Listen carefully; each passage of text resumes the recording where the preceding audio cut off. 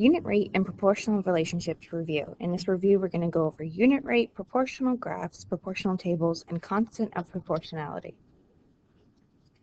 So first, we're going to talk about unit rate. Unit rate is determining how many things per one thing. So the most common is miles per hour. You will also see this often in the grocery store.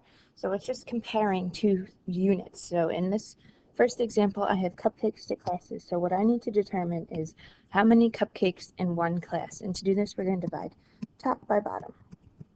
So I'm going to do 180 divided by 12, which is going to give me 15. So that means I have 15 cupcakes for one class. I'm always required to have units, cupcakes to class, because this is unit rate, and 1 is always going to be on the bottom no matter what I do. Now for example 2, I have 72 puppies for 18 dogs. So what I want to do is figure out how many puppies for one dog. So again, I'm going to divide top by bottom. 72 divided by 18 is going to give me 4. That means 4 puppies for one dog. Okay. Next, we have proportional tables, determining if a table is proportional. So we need to look at our table. We have an XY table. My X's are 2, 4, 6, and 8. My Y's are 24, 48, 72, and 96. So again, we need to divide. This time we're going to divide backwards. So whenever I see proportional, I always need to think Y divided by X. I'm always dividing backwards. So for this first one, I'm going to do 24 divided by 2, which gives me 12.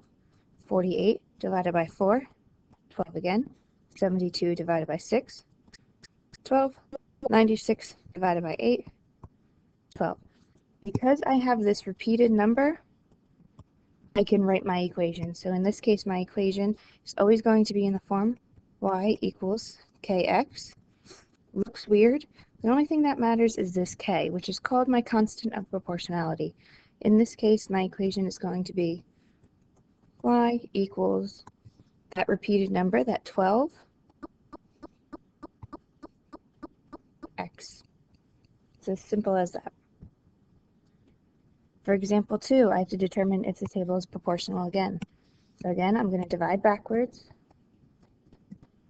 125 divided by 5, which gives me 25. 250 divided by 10, 25. 360 divided by 15. 500 divided by 20. Now, immediately I see that this 24 is different. That means it is not proportional.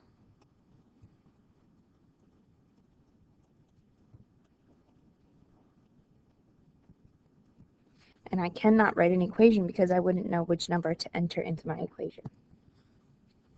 Once I have a proportional relationship, I can complete my table. So for example 1, it tells me complete the proportional table. So already it tells me it's going to work out.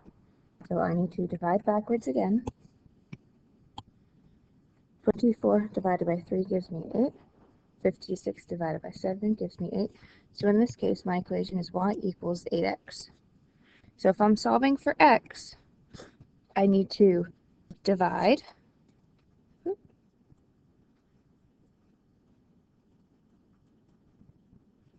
And if I'm solving for y, I need to multiply.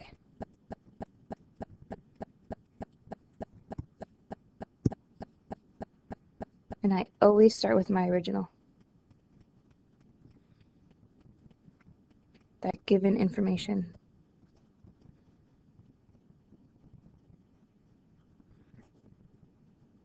So when I look at the missing y here, so because I'm missing y, I need to multiply. They gave me a 10, and I need to multiply it by the number in my equation, which is 8. 10 times 8 is 80. In this case, I'm missing an x, which means I have to divide. My given number was 72. divide that by the number in my equation. My 8 gives me 9, and my table is complete. I have another table. This time I have decimals. Decimals are not a bad thing. Again, I have to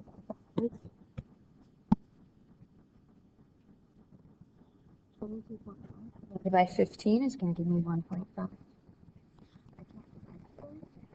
I can divide here, check it, 1.5 again. So my equation is y equals 1.5x.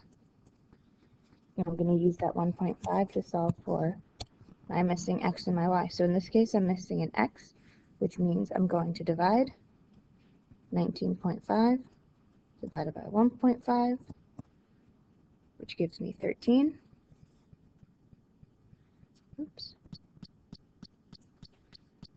And here I have a missing y, so I'm going to multiply. I'm given a 6 times 1.5, which gives me 9.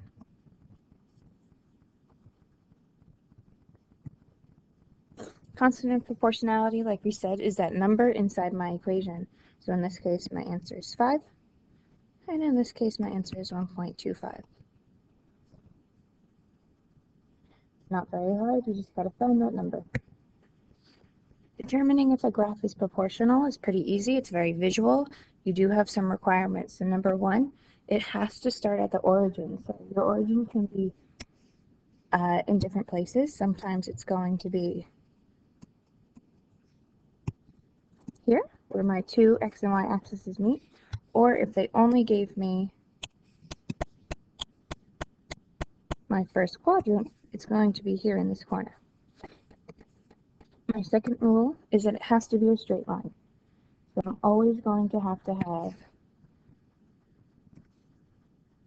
a straight line, whether it's going sideways or diagonally, but it has to be straight. No edges, no wiggles. And my final rule is that I cannot have any negatives. So it always has to go towards my upper corner. So I cannot go down by any means. So it can go up like this, can go up slowly, but it cannot go down. Right, so determining if a graph is proportional. So this does not start at my origin, so it is a no. This starts at my origin, it is a line, it does not go down, so it is a yes. This has a bend in it, so it is a no.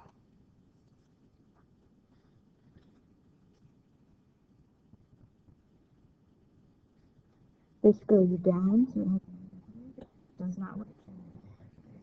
Isn't it? So it doesn't work. It is not proportional. This starts at my origin. It's a straight line going up, so yes, it works. Easy as that. And finally, writing the equation of a graph. So a big part of this is to remember what my equation is. It's always going to be that y equals kx, and I have to figure out what that k is. When I look at my graph, I have all of these points, so a big part of how to write these points. Remember, this is my x, my y, x always comes in 14,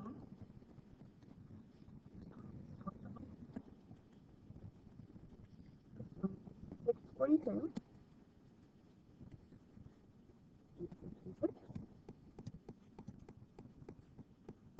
1070, and 12. You do not have to find all the points, you only have to pick one point. Sometimes it's even.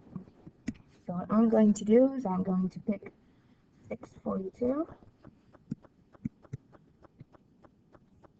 Remember, this is my x, this is my y, and my equation, or to write my equation, I have to always do y divided by x. So in this case, I'm going to do 42 divided by 6, which gives me 7. So my equation is y equals 7x. Okay, moving on to my second example. I'm just going to pick one point this time. So with my top point, that point is 20.